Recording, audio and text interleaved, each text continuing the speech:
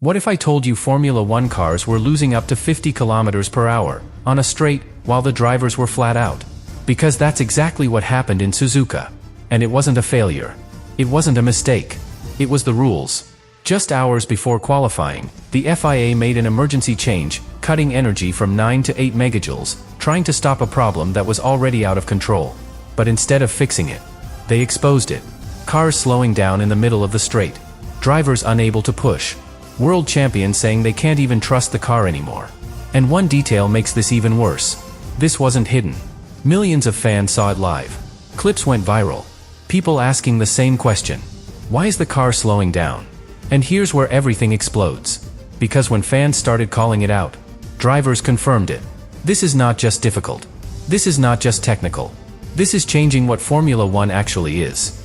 And if you stay until the end, you'll understand why Suzuka might be the moment the FIA lost control of its own rules. Subscribe now, because this story only gets more serious from here. Before everything collapsed in qualifying, the FIA already knew there was a problem. Not a small one. A structural one. Because this didn't start in Suzuka. It started weeks earlier. Pre-season testing. Australia. China. Different tracks, same symptom. Cars losing power when they shouldn't. Drivers talking about something that felt unnatural. At first, it was subtle. Easy to dismiss. Engineers analyzing data. Teams trying to adapt. The FIA staying calm. But underneath that calm, there was pressure building. Because every race added more evidence. More complaints. More questions. And the most dangerous part? They were all pointing to the same thing. Energy management. Not aerodynamics. Not tire wear. Energy. How it's harvested. How it's deployed. And more importantly, how unpredictable it had become. Because under these new rules, drivers are no longer just driving. They are managing a system. A system that doesn't always respond the same way. And that's where the first cracks appeared. Because in Formula 1, consistency is everything. You brake at the same point. You turn with the same confidence. You accelerate knowing exactly what will happen. But now, that certainty is gone. Sometimes the power is there. Sometimes it isn't. Same corner. Same lap. Different result. And that's what drivers started to feel. Not just slower. Disconnected. And when a driver feels disconnected from the car, performance drops instantly. But here's the key moment. Because instead of waiting, the FIA decided to act. Quickly. Too quickly. They introduced a change just before Suzuka. Reduced the available energy for qualifying. The idea was simple. Less energy. Less extreme behavior. More control. But Formula 1 is never that simple. Because by reducing the total energy, they increased the pressure on how it's used. Now every part of the lap mattered more. Every braking zone. Every corner. Every decision inside the system. And suddenly, drivers weren't just racing the track. They were fighting the system. Trying to predict something that wasn't fully predictable. And this is where everything starts to fall apart. Because Suzuka is not a forgiving circuit. It demands precision, commitment, confidence at high speed. And if you don't trust the car, you can't attack. You hesitate. You lift. You lose time. And that's exactly what started happening. Not because drivers lacked skill. Because the car wasn't giving them clarity. And here's the detail that changes everything. This wasn't happening to one team. It was happening across the grid. Different intensity. Same issue. Which means one thing. This is not a team problem. This is a regulation problem.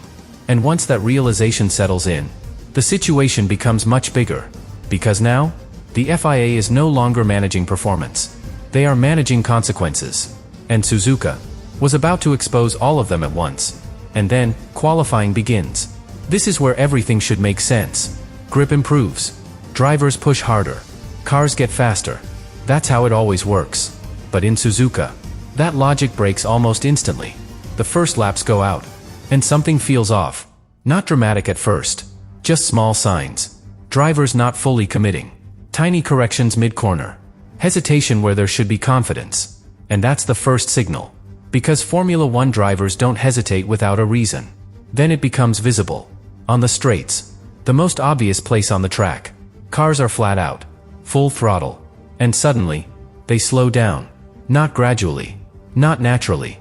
Abruptly. Power disappears. Speed drops. And there is nothing the driver can do about it. This is super clipping.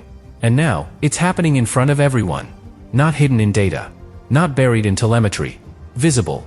Clear. Impossible to ignore. And this is where everything escalates. Because when a car loses speed on a straight, it breaks the logic of racing. It looks wrong.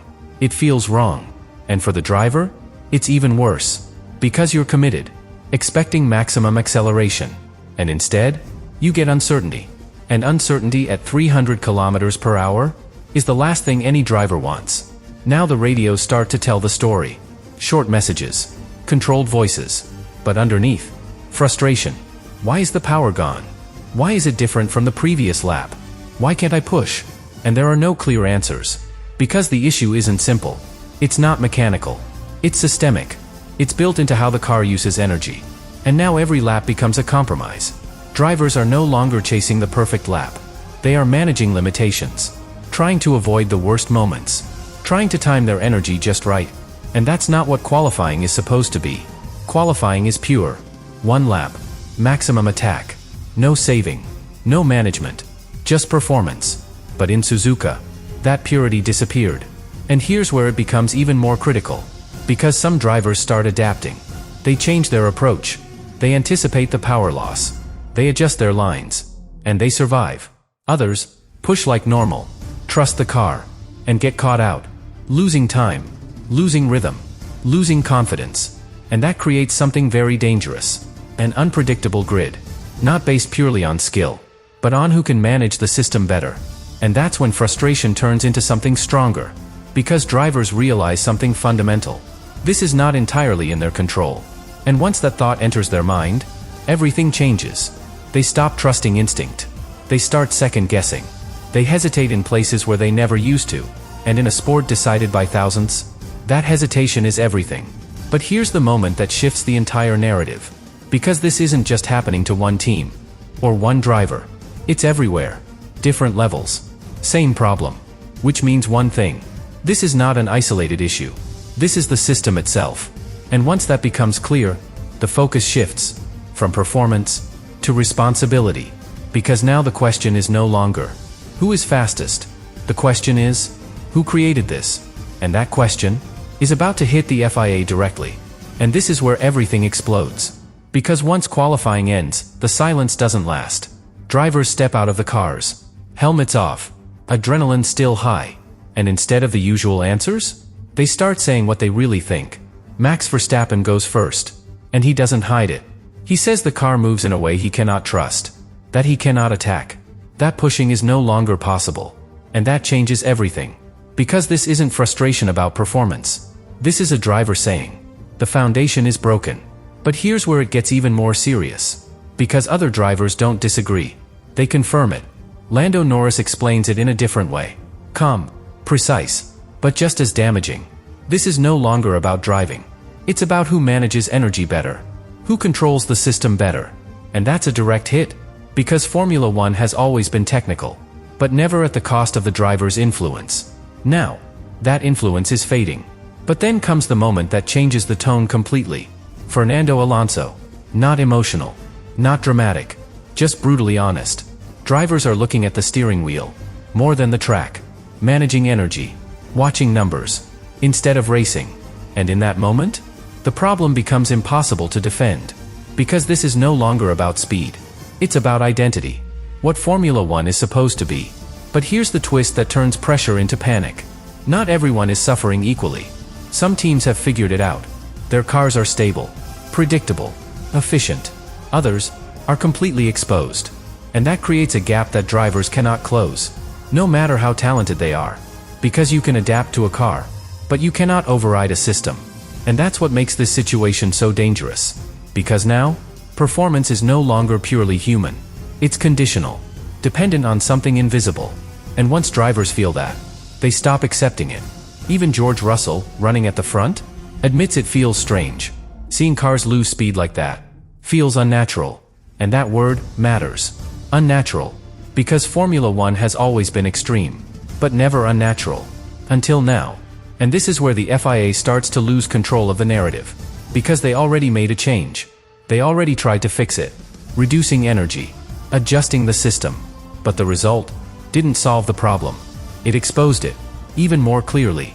And now, they can't hide behind data. They can't say it's isolated. They can't call it adaptation. Because the drivers are saying the same thing, publicly, repeatedly, and the fans are seeing it too. Clips going viral. Cars slowing down on straights. Moments that don't make sense. Millions of people asking the same question. Why is this happening? And once that question becomes global, the pressure changes. Because now it's not just internal. It's public. And public pressure is the one thing Formula One cannot control easily. Because now every race, every session, every lap will be watched differently. Not just for performance, but for signs of the problem. And that's what Suzuka created. Not just controversy, visibility. And once a problem becomes visible, it becomes urgent. Because now the FIA is not just managing a regulation. They are defending the credibility of the sport itself. And the most uncomfortable part is that they don't have a quick solution. Because this isn't a setup issue. It's not a small adjustment. It's built into the rules, into the design, into the philosophy of this era. And that's why Suzuka matters so much. Because this wasn't just a chaotic qualifying. It was exposure. The moment where everything became clear. Drivers don't trust the system. Teams can't fully control it. Fans don't understand it. And the FIA is running out of time to fix it. Because if this continues, the question won't be how to improve the rules. The question will be why they were created like this in the first place.